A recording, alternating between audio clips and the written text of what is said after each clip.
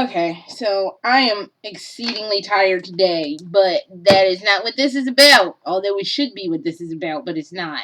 Look how tired I look. But this is a video game vlog, and yesterday I was on a kick I hadn't been on in years. I was on a Metal Gear kick. Hold on, I think I still got popcorn in my shirt from when I went to the movies. I don't know, I'm feeling kernels down my shirt. But I went yesterday. I was looking through DVDs and stuff to watch because I needed to watch stuff while I was cleaning. And I was like, I found a DVD that I knew I had that I actually have here. And I was like, I don't think I ever watched this. And it was Metal Gear Band-Aid Destiny, or I don't know, it's a French word I found out actually. But I was like, I don't think I've ever watched. I'm just gonna call it Band Destiny because that's what I've been calling it all these years. Why is this doing this? Thank you. So I was like, well, let me watch Band-Aid Destiny. Let me tell you about this. I had bought that when it first came out, and I forgot that it was the Japanese version. And I thought I had a bootleg copy of it because, like, like they be coming out with Chinese bootleg DVDs and stuff. I got a Chinese bootleg of all the cutscenes to Metal Gear Solid 4. So, I'll show it to you. Hold on just a sec. Okay, back in the zenith of my obsession with all things Metal Gear, I had bought a bunch of DVDs. I just found in there in my room, and I'm not going to go back to get them, the Metal Gear Saga Volumes 1 and 2. And I think they came free with stuff. But this is the bootleg of, it says Peace Walker, but it's not Peace Walker. It's actually all the cutscenes to Metal Gear Solid 4. My least favorite of all the Metal Gears. But in my zenith, like, I was crazy for stuff. Like, this little nugget, oh, wrong way, is the pride and joy of my collection.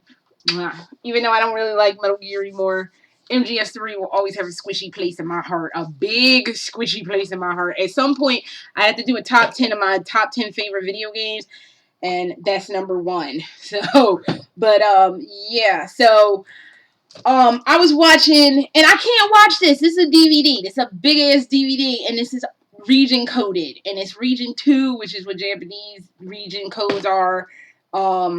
So I can't even watch it till I get another regionless DVD player. Pardon me, I'm with that over here. And this, of course, is some bootleg nonsense. This will play on whatever. But I had bought years ago this Band-Aid Destiny or Band Destiny or whatever. And it was just basically the graphic novel in, like, voice acted form, and it was cute. And, like, I remember when I first got this, I was like, oh, that's all this is, and I'll watch it some point.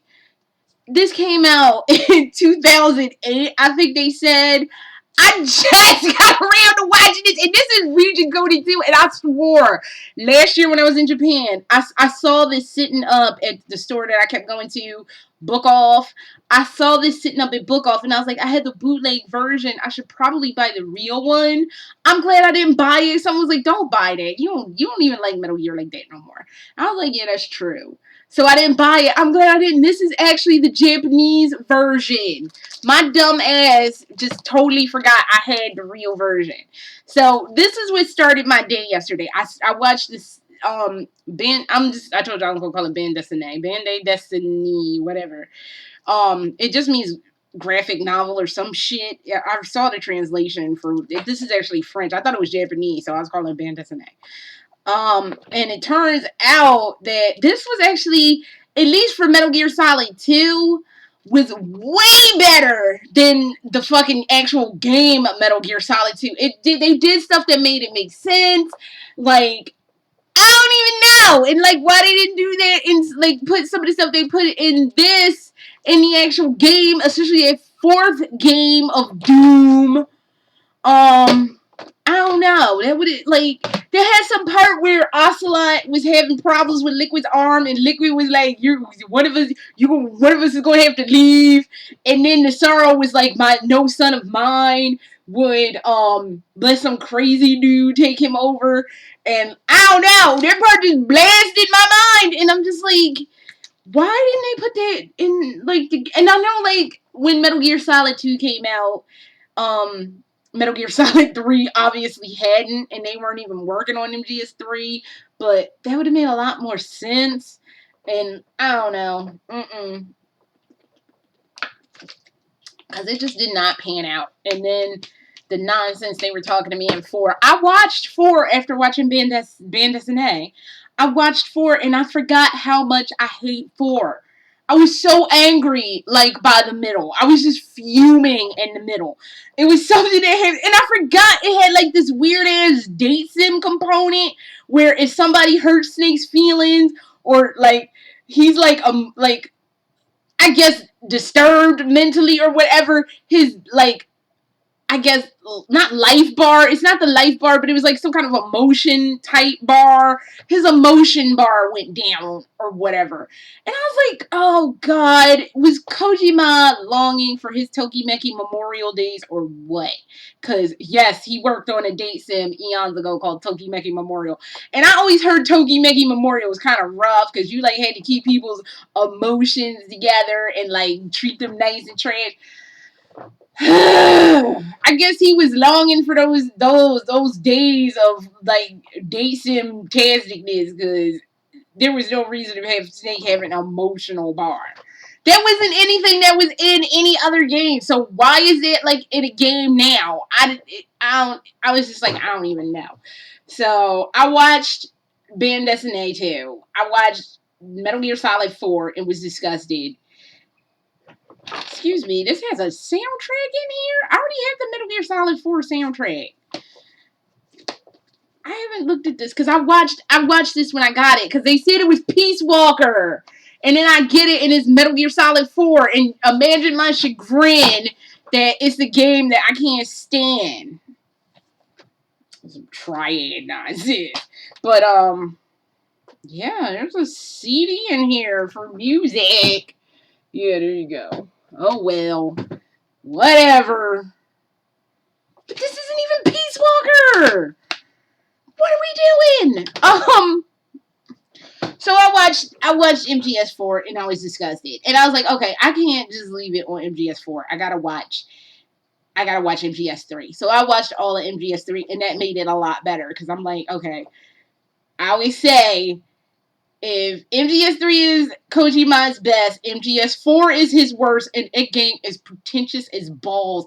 That fight with Ocelot, and then I didn't even realize this till I was watching it yesterday, where Ocelot and Snake are fighting. You're going through every incarnation of what Ocelot was, because it starts out liquid when he's all liquidified or whatever, and then he goes to, like, when he was younger, and it's called Ocelot, just Ocelot from when he was young, and then you're fighting Revolver. It was just like, I got so fucked up on the fact that they had, like, the buy this soundtrack portion of this and had it looking like a fucking music video that I didn't even realize you were fighting incarnations of Ocelot's personality. It was so pretentious and wrong, and I was just like, oh my God, please. I don't even know why the fuck I'm watching this. So, I guess I was channeling Kojima for whatever reason. I don't know why I would be channeling Kojima, because I, as much as I used to love Metal Gear, I was never like, oh my God, Kojima, I want to love you and have your children. I've always saved that nonsense for Shinji. Someone worthy of nuzzling my chest and my face and my boobs. But I was channeling him, because apparently Stranding, aka Death Stranding, has bit the big one.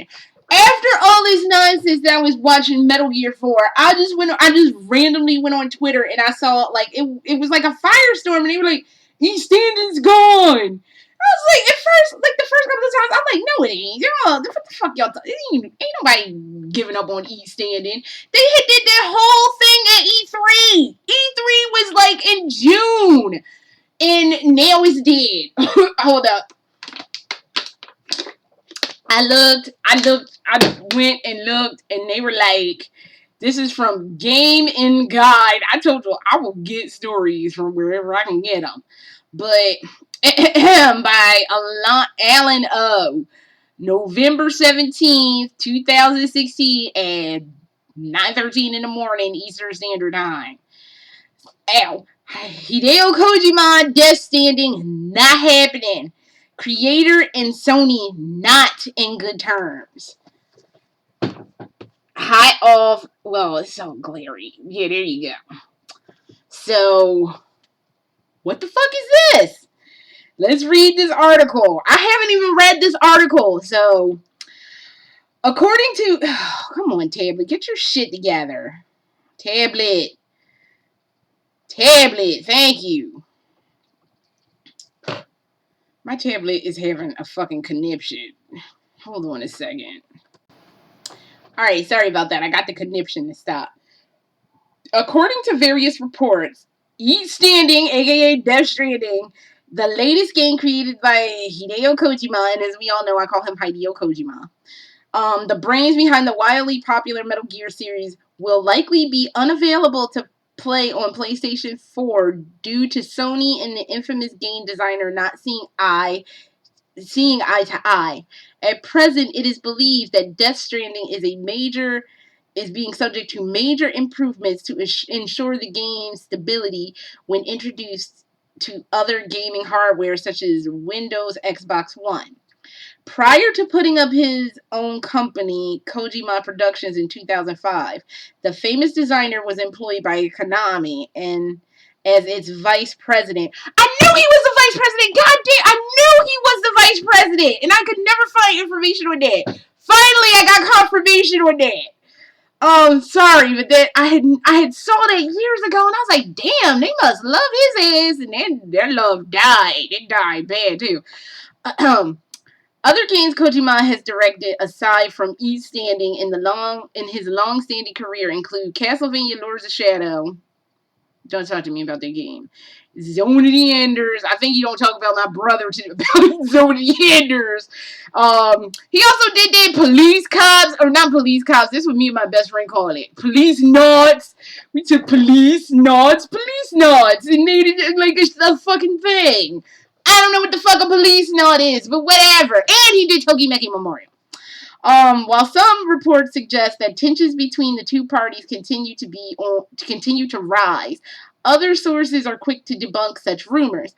Kojima himself is said to be unfazed and has instead chosen to focus his time on Stranding. Kojima's exit from Konami has been a major disappointment for the fans of Metal Gear. All that Metal Gear Survive nonsense, but whatever.